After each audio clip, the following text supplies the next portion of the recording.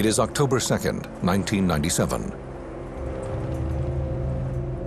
Retired Air Force Captain Jorange Holanda is in his expensive home in Cabo Frio, Brazil. The former pilot and parachutist retired in 1992, but since then has struggled with illness. Captain Holanda had been suffering a chronic depressive disorder since the early 1990s. In my personal view, this depressive process originated from something that he had experienced a long time ago in the Amazon.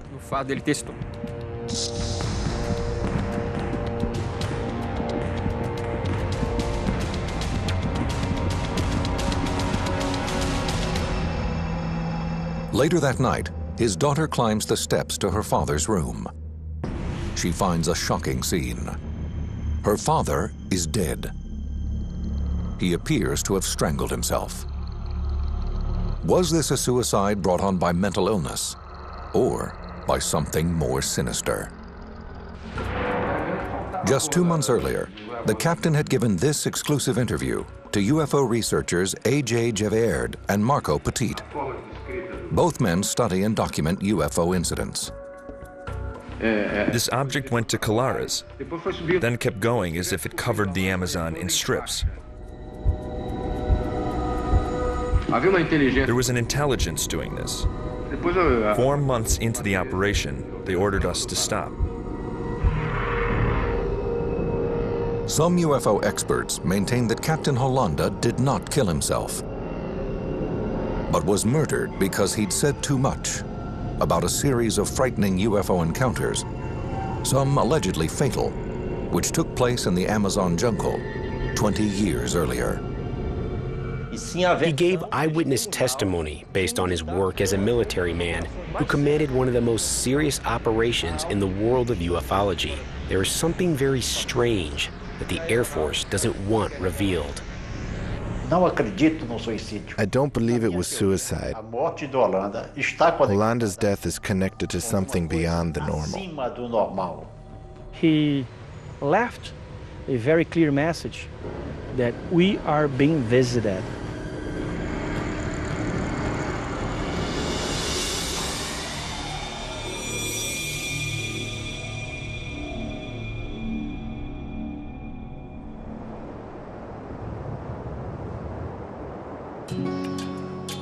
Captain Holanda's UFO sightings began here, on the island of Colares, at the mouth of the Amazon River in Brazil.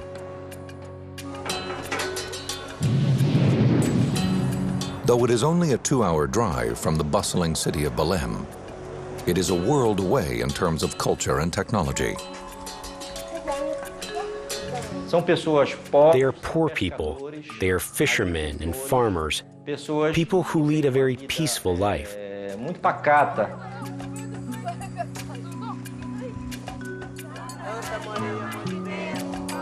Like most people in Brazil, the 2,000 residents of Colares are predominantly Roman Catholic. But the island's remoteness has given rise to many local superstitions. They believe the island is mysterious, that a lot of phenomena occur there. The people of Colares have their legends and their traditions. 78-year-old Emilio Campos Oliveira is a longtime resident of the island. Nearly 30 years ago, he was part of an extraordinary and disturbing series of events that transformed life on Colares forever. I could feel it once the light went away. I felt the burning. It was here. The mark was kind of a circle. It was red in the middle of a black spot.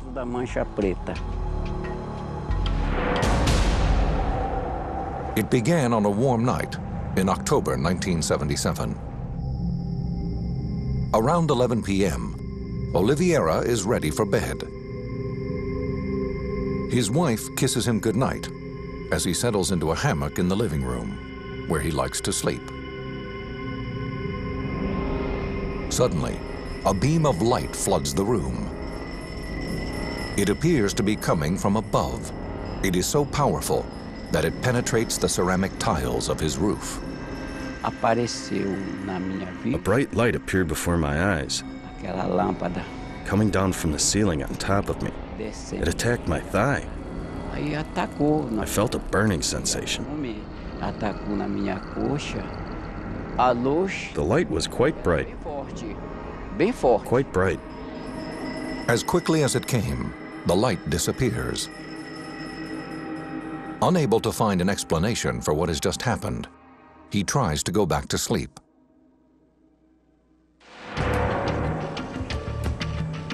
Days later, at about 8 p.m., 24-year-old Orivaldo Malaquias Pinheiro, a local fisherman, sets out with a friend for some night fishing. I was on the beach and we were throwing out the net, but the net wasn't catching anything. So we pulled it back in and left to see if we could find another position, to see where we could catch some fish. The two fishermen wait patiently for their catch. Suddenly, Pinheiro's friend notices a low-flying, bright light in the sky. There was no noise, no smell. He looked out to the sea, and this light was coming from the direction of the sea toward us. We got scared and took off running. The two men race towards town. Panic-stricken, they tell other residents about what they've just seen. They learn that they are not the only ones to experience these mysterious sightings. In fact, dozens of people say that over the past few weeks, they've been chased, as if they're being hunted down and attacked by the lights. 25-year-old dentist Lucia Helena Marquez says she too had a strange encounter on a nearby beach. Aí estávamos ali no mercado. We were at the market and there was a commotion. Houve alvoroço, né, que tava. This object appeared and everyone ran to the seashore. Objeto não identificado. We saw two lights hovering in the air. Lá pra beira-mar. One light would be on and the other would be off. Pelo ar. They kept doing it like a signal. A outra apagava e ficavam assim, tipo The colors that we saw most were red. Red was the brightest color, then green, red, green, and yellow in the back. Depois o verde, era vermelho. Then it just disappeared. Depois sumiu. As residents of Colares struggle to make sense of these strange occurrences, 2 hours away in Belém, 25-year-old reporter Carlos Mendez gets a call in his office. I first heard pieces of information through telephone calls from people linked to the town. They were saying the newspaper should go there because these lights were appearing and the people were becoming very afraid. Mendez, who works for the newspaper O Estado do Pará, calls his photographer. The two men leave for Colares that night. When they arrive, the men are swarmed by residents, wanting to tell their stories about being attacked by strange beams of light.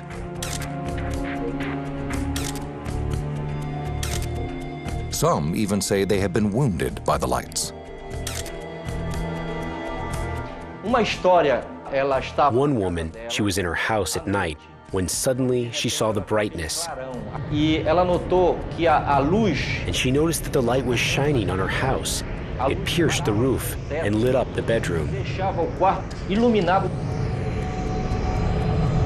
The woman says her legs and arms were paralyzed. And the next day, she noticed something strange on her chest. On her breast, there were marks, as if someone had perforated her breast a number of times in the same place with a pin.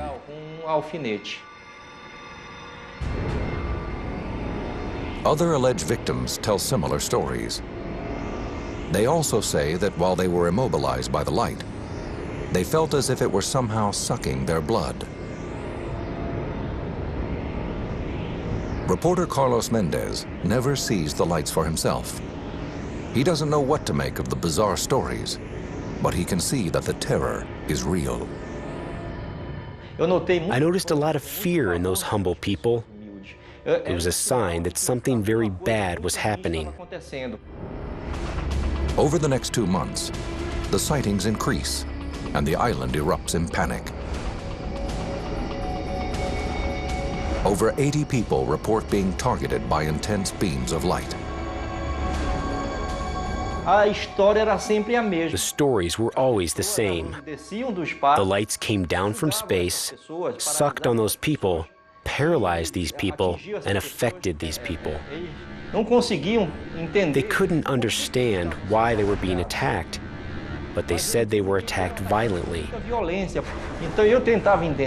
So I was trying to understand why it was happening and if the lights were really appearing to these people. The locals become so alarmed that many of the women and children leave town. Some men light bonfires along the beach and stand guard at night.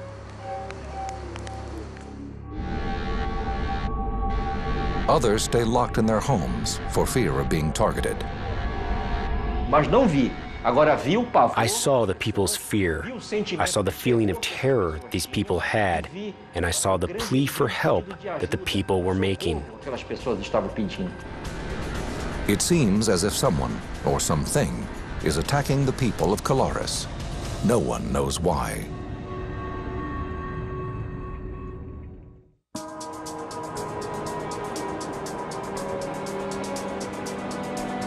September 1977. Panic has overtaken the remote Brazilian island of Colares, 68 miles north of Belém. Dozens of residents say they've been attacked by strange beams of light, emitted by unidentified objects in the sky. At that time, Dr. Valaide Carvalho is the 24-year-old director of the local healthcare unit. She has been on the island for only 6 months. Over the last few days, the young doctor has seen an increase in her patient load, many of whom claim they have been injured by these unexplained lights. People kept showing up, and I was getting irritated because I thought it was getting to be too much. It was mass hallucination, it was mass delirium. I had more and more cases. I remained skeptical, thinking they had all gone crazy for some reason. The symptoms the doctor sees are all the same. The patients display what appear to be radiation burns, as well as unusual puncture marks. Physician Daniel Rabiso studied the events on Colares. The marks were generally at the thorax level, shoulders, chest, cases on the thigh, the leg, and generally the burn was small. It wasn't very extensive, a maximum of 15 centimeters in diameter. Dr. Valaide observed small papillas as if there were 2 small injections in the location of the wound.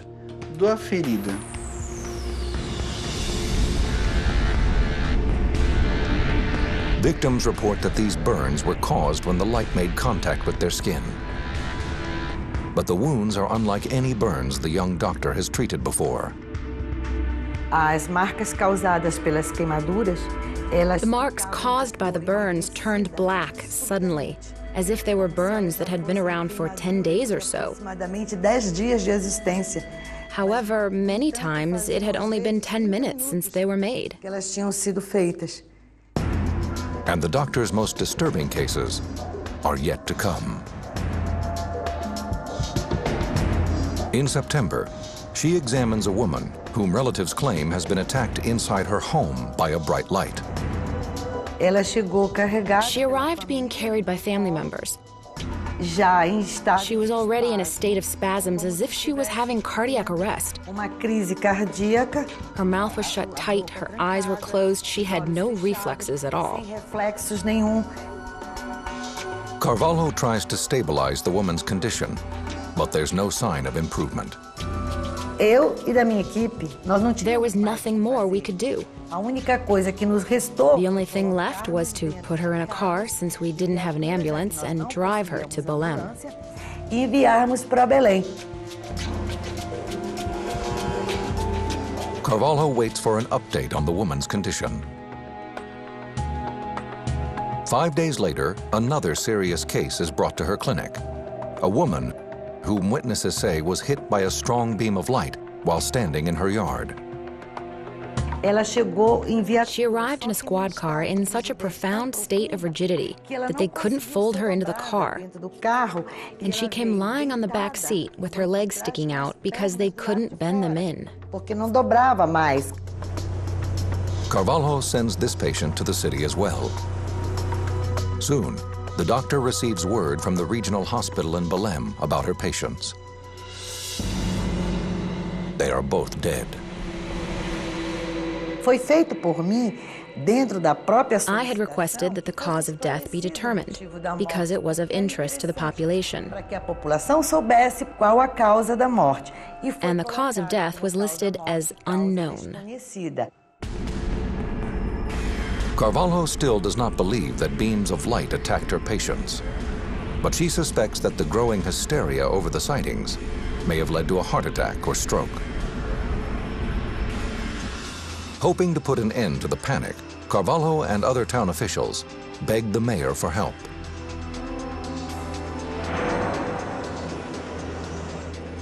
In September, the mayor contacts the Regional Air Command of the Brazilian Air Force, or COMAR.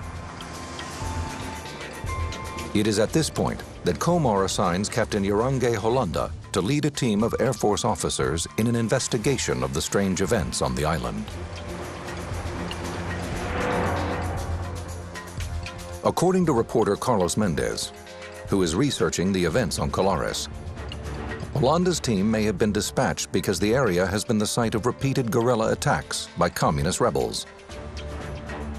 The reporter believes the Air Force assumes the lights are being created by weapons fire in the jungle, and Holanda's job is to track down the rebels. I believe that the objective of the military in Colares was first of all to investigate if there was any subversive activity from communist agents. But if that's the case, the project is given a curious name. Captain Holanda's mission is known as Operation Saucer. He assembles his team quickly. 37-year-old civilian Pinon Frias is brought on as a pilot. There was suspicion that it was a type of device that was violating Brazilian airspace. We didn't know what country it was from, but something was violating airspace. The Air Force has the obligation to verify what it's about. At the beginning of September, Holanda's team of officers, engineers, and scientists arrives on Colares.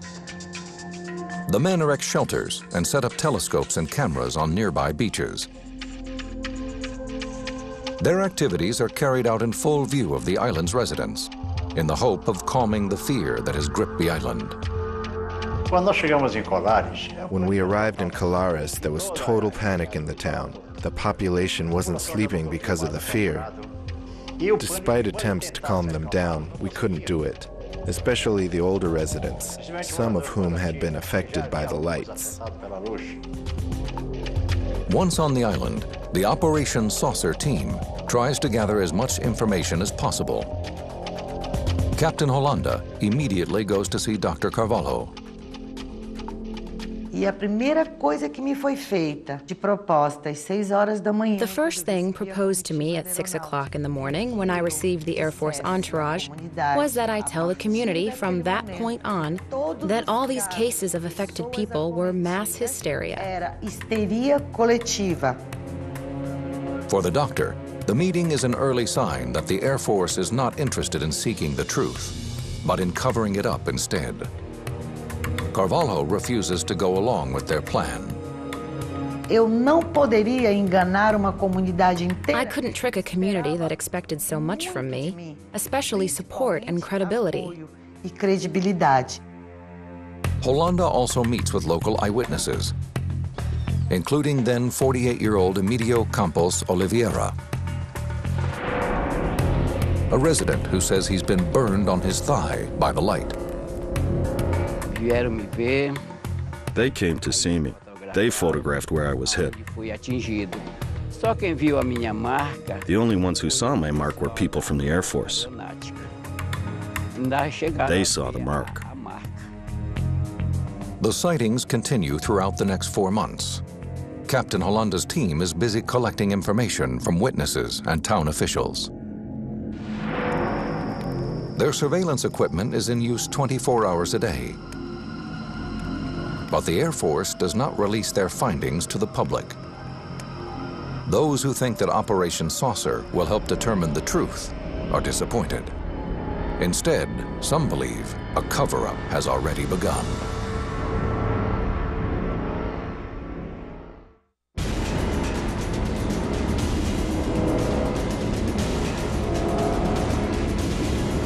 By October 1977, the strange occurrences on the island of Colares have caused the Brazilian Air Force to investigate. Residents claim that UFOs have attacked them with powerful beams of light. Some people develop strange burn marks on their skin after the encounters.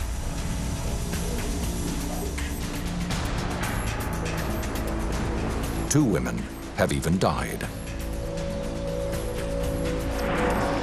The Air Force's project Operation Saucer, under the leadership of Captain Urangue Holanda, is gathering information on the mysterious sightings.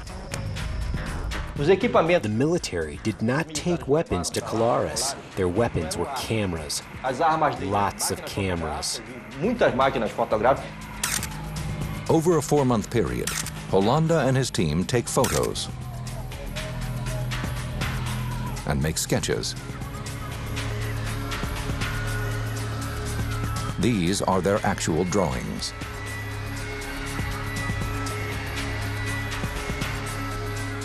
They also conduct interviews with the residents, including Dr. Valaide Carvalho. She has treated dozens of patients who claim they have been attacked. Initially, the doctor is skeptical about their stories, but soon she experiences a UFO sighting herself. It is around 6 o'clock. Carvalho is returning home from her shift at the local healthcare unit and sees a woman faint.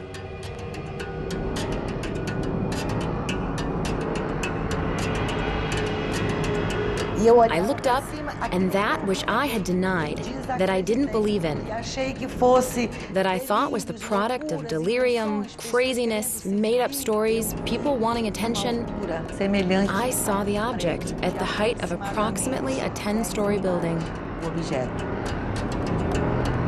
The object is cylindrical. Carvalho suddenly feels paralyzed by what she is seeing. Ele não tinha cor de inox, nem cor de... It didn't have the color of stainless steel, or the color of silver, or the color of anything else. It had its own color, and it moved in elliptical movements. It was directly over my head, making elliptical movements and coming back again. E voltava novamente. According to statements from witnesses, at this exact time, the Air Force picks up a signal on the radar his men have set up on a nearby beach. As the team scrambles to focus their telescopes and cameras, the object disappears. Eles tomaram a direção. It turned toward the bay and headed out to sea. Holanda and his team continue their surveillance on Colares. They collect over 500 photographs and 15 hours of film, showing what appear to them to be bright lights high in the sky.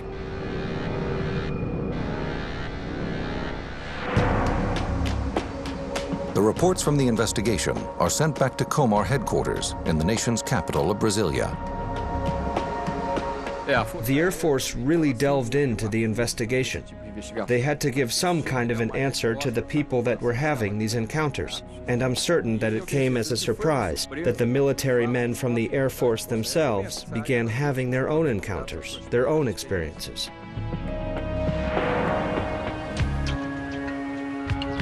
In December 1977, ufologists A.J. Gevaerd and Marco Petit are hard at work writing for the Brazilian publication UFO Magazine when they hear about the stories from Colares. The military operation is the first military operation that we know of in Brazil and probably in the world, entirely dedicated to try to understand what was going on here involving the UFO phenomena. Over 3,000 people were interviewed by this military in a 4-month period. That same month, Captain Hollanda is ordered to surrender all materials and return to Comar. The photographs, films, and sketches they collected are kept classified. He was given the order to shut down the Operation Saucer immediately. He was a military, he didn't ask much question. One of the things that most shocked me and the other colleagues was the fact that at the end of December in that year of 1977, when the encounters were becoming increasingly fruitful, the order came, and to this day no civilians know who it came from, saying that the operation was terminated.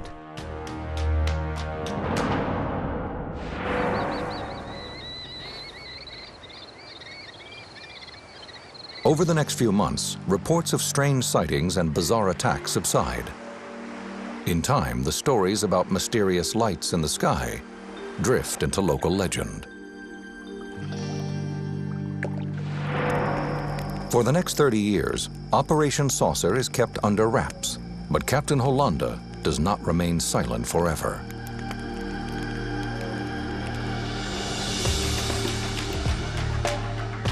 In 1997, he decides to meet with A.J. Gevaerd and Marco Petit in a videotape meeting just outside Rio de Janeiro. In this rarely seen video, the captain gives his chilling account of what happened on the island. The ship gave an explosion like thunder.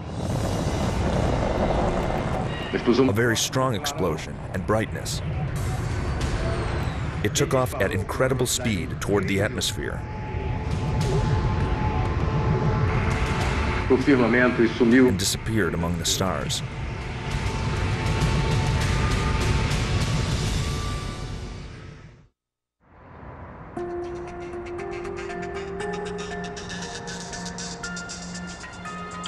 In 1977, the Brazilian Air Force's UFO investigation, called Operation Saucer, generates a massive report which sits in classified government archives for over 20 years. The files contain roughly 500 photographs and 3,000 interviews with witnesses who claim that they were attacked by bright lights in the sky over the Amazonian island of Colares.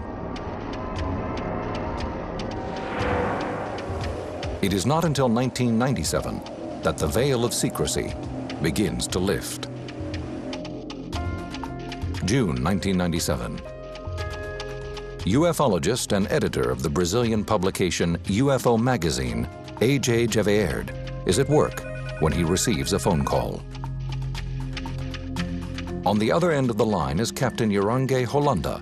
Hollanda was in charge of the Air Force team sent to Colares back in 1977. And he called me and said, I always admire what you've done. I think you've done the right things. And in the past, we weren't able to talk because, you know, I was in the military, but right now, I'm retired. And if you want to talk to me, please come to my place. Soon, Gevaerd and his co-editor Marco Petit head to see Hollanda. For 2 days, the three men gather at the captain's house in Cabo Frio, just outside Rio de Janeiro. They videotaped the entire meeting. He was a man with a very lucid memory, very, very good memory, who could report in details things that happened 20-some years before, with such a precision that impressed us.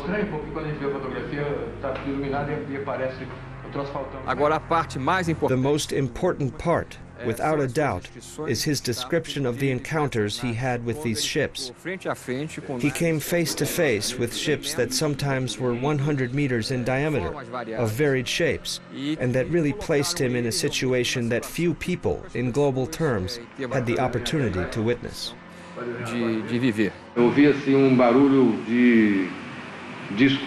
could hear a sound like an air conditioner. That kind of dull sound.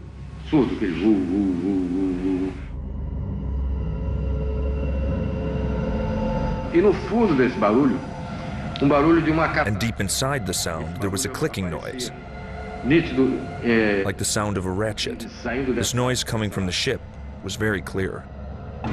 Hollanda describes in detail 3 different encounters with alien spaceships. These are the drawings he made to depict his first encounter.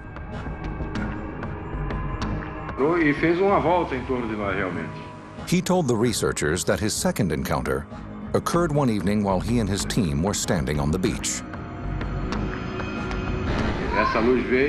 The light came close to us and stopped high. It was high, quite high up there. But it stopped and actually made a circle around us. It made a circle and then took off toward the east. The captain then describes his last and most shocking encounter. He tells the ufologists that he was visited by a humanoid from one of the ships while he was in bed. I was lying on my side. Suddenly, a very powerful flash lit up the room. I was startled. I heard a strange thing, and immediately afterward, there was a being behind me, hugging me. It was a rather strange situation. The captain then goes on to describe the alien. It was 1.5 meters tall, more or less, dressed in a suit resembling an astronaut or a diving suit. It was kind of soft. It wasn't very tight. I didn't see the face. It had a mask that was lead gray, and I couldn't tell the details of the face. I didn't see any eyes. I didn't see any shape. Hollanda also tells the researchers that the alien spoke to him. I was very frightened. And that thing behind me, hugging me, squeezing me. And it spoke into my ear in Portuguese, with a sound. It seems like a computer, that metallic voice.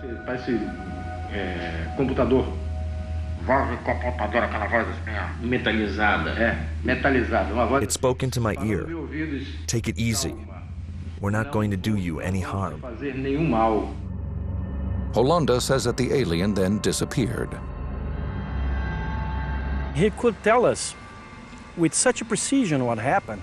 And you can see that there was a great variety of objects operating in this area.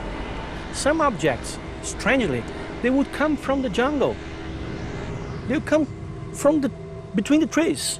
Some other would come from the sky. And a few others would come from the water. That's very amazing. The captain makes another startling claim.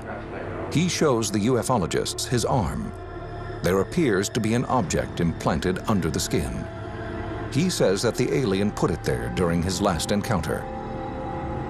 Flexible, plastic. Here, you press and it shows up there. This point here. Did you ever get it x-rayed? Yes, but it didn't show anything.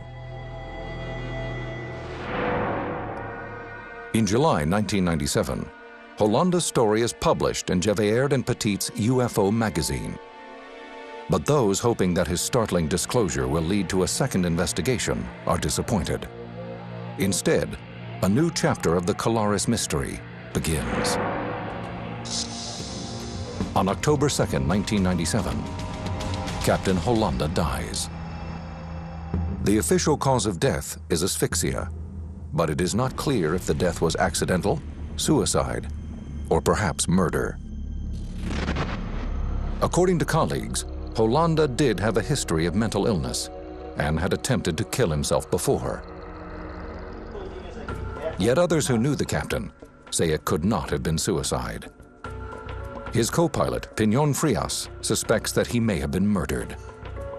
Holanda would never take his own life. I can't accuse anyone of anything either. But he would never tie a rope around his own neck and lie down hanging himself. But A.J. Gevaerd disagrees with Frias. He took his own life. That was his decision. He was depressed. But what I know is that that man left us a very important message, is that we are being visited.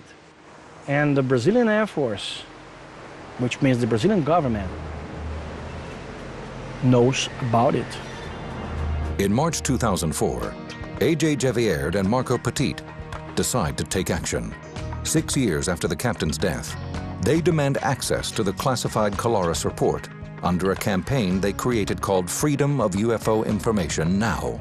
This kind of information that we are talking now, I believe as a UFO researcher and as a citizen of Brazil, that it should not be restricted to the military files, to the military headquarters. It must be known by all society.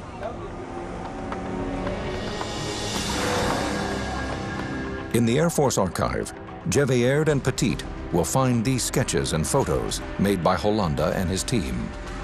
Records that have been hidden for over 30 years.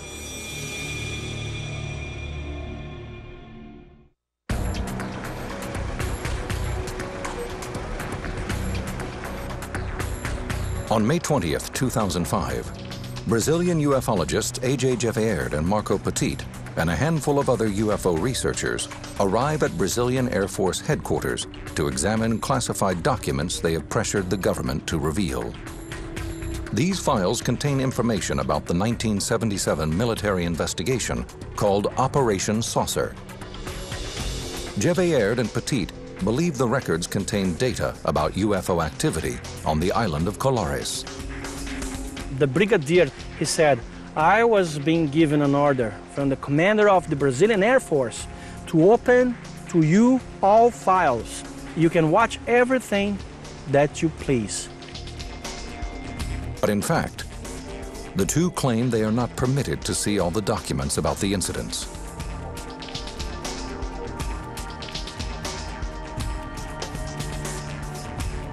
These are some of the photos they examined. Out of more than 2,000 pages of text, 500 photographs, and over 15 hours of film, they are only permitted to view 110 photos and 200 documents. The materials are both illuminating and puzzling.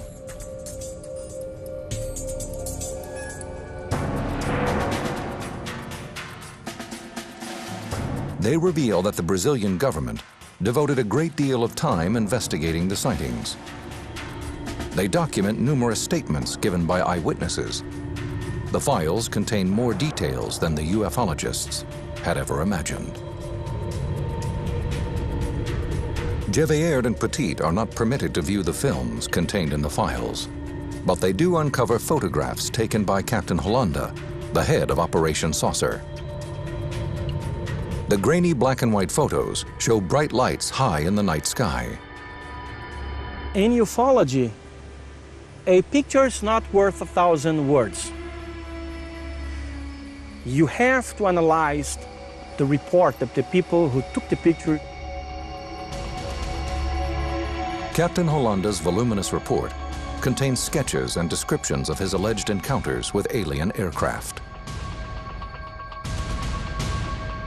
We had access to several documents that describe the encounters in detail, including reconstructions in the form of drawings, not only of the cases that involved the military, but also the cases that involved the residents.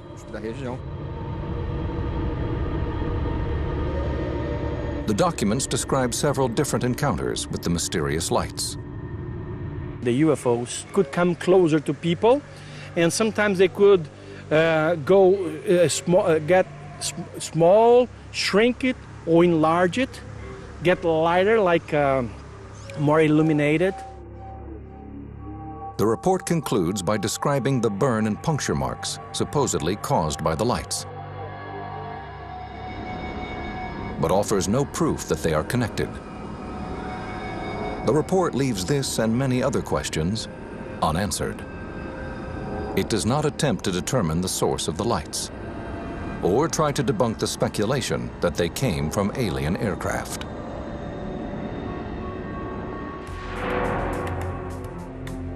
Today, it seems clear that a definitive explanation for the Colares sightings will not come from the Brazilian government. Officially, the Air Force states that, regarding Operation Saucer, a report was produced with diverse depositions, apparently without any scientific foundation. For the time being, new information may come from the work of independent researchers and ufologists. Physician Daniel Rebisso has studied the Colares sightings since 1985. He began his research by trying to discover other possible causes for the burn marks found on victims. There was a suspicion that it could have been an animal, maybe a bat. This theory was discarded because when vampire bats bite, they leave marks in the shape of an O. It is a bite and it bleeds a lot. There was no bleeding in this case. Rebisso also considered the theory that the sightings on Colares could be attributed to mass hallucination. It was thought that it could have been mass panic, self-mutilation, that people were scratching themselves, hurting themselves. This also wasn't what happened. Rebisso's research suggested that the wounds were not self-inflicted. What it seems is that there was very intense radiation that paralyzed the nervous system, and the light must have extracted something. Rebisso also looked into possible sources for lights that were seen on the island.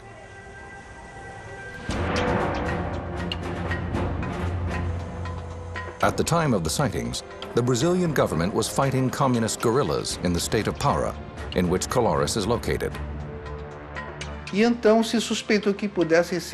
was the suspicion that it might be a weapon, some clandestine maneuvers of guerrillas using devices to frighten off the population in order to bring in weapons, munitions, and war supplies to Para. Despite reports of guerrilla activity, the government will neither confirm nor deny the information.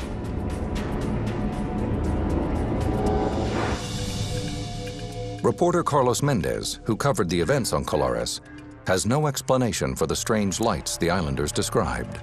But he believes that the remoteness of Colares and the superstitions of its inhabitants may have played a role in keeping the stories about UFO sightings alive.